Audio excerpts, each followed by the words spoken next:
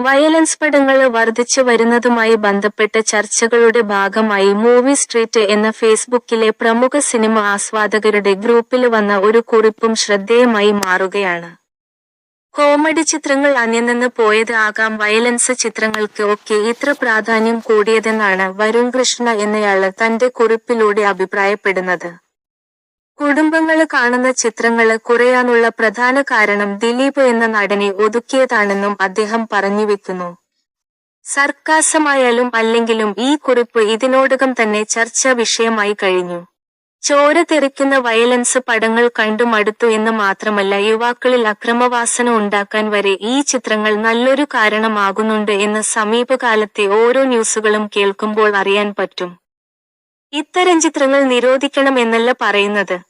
നമ്മൾ മനസ്സിലാക്കേണ്ടത് മുൻപുള്ള പോലെ മണ്ണിന്റെ മണമുള്ള കോമഡി ചിത്രങ്ങൾ അന്യനിന്ന് പോയത് ആകാം വയലൻസ് ചിത്രങ്ങൾക്ക് ഒക്കെ ഇത്ര പ്രാധാന്യം കൂടിയത്.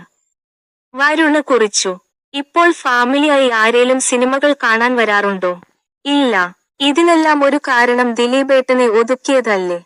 പുള്ളിയുടെ പടങ്ങൾ കൊച്ചുകുട്ടികൾ മുതൽ പ്രായമായവർ വരെ ഒരുമിച്ചിരുന്ന് ആസ്വദിക്കുന്നത് നമ്മൾ എത്ര തവണ കണ്ടു.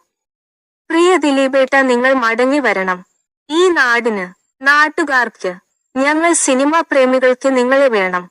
നിങ്ങളുടെ സിനിമ കണ്ടാൽ ഏത് ക്രൂരനും ഒരു കൊച്ചുകുട്ടിയെ പോലെ പൊട്ടിച്ചിരിക്കും.